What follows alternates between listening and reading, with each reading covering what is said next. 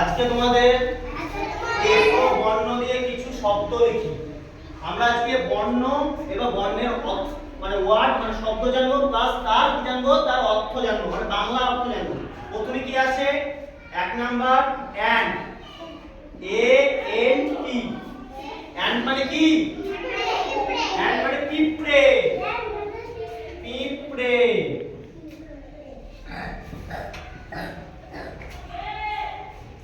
তারপরে দু নম্বরে কি হবে?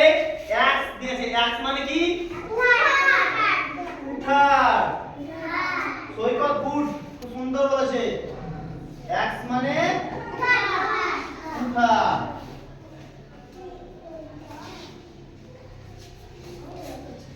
তারপরে গাধা ইংরেজি কে জানে? এস। ভেরি গুড, ঝিনুক গুড। তিন নম্বরে হচ্ছে এস, এ এ ডবল এস। এস মানে গাধা কে বানাবে বাংলায়? গয়াকার, ভয়াকার, ভয়াকার, ভয়াকার, গাধা। তারপরে কি শিখবো আমরা? ক্যাপ, সি এ টি। ক্যাপ মানে কি? ক্যাপ মানে টুপি। কোথায় পড়ে? মাথায় পড়ে টুপি। কার কার টুপি আছে?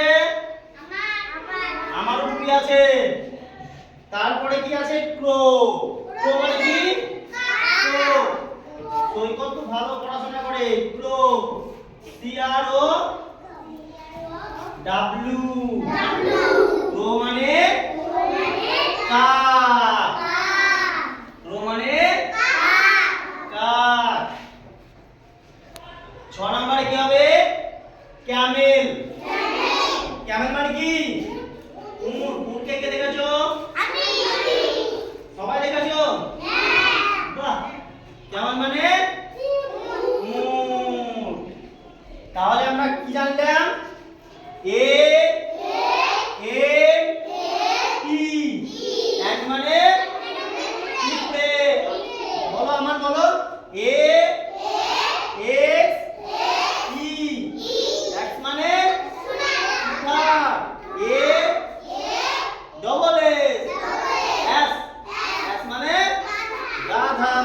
গাধা কি বহন করে? ভারী ভারী বোঝা বহন করে। সি এ টি। ক্যাপ মানে টুপি। সি আর ও ডাব্লিউ। ক্রো মানে কাক।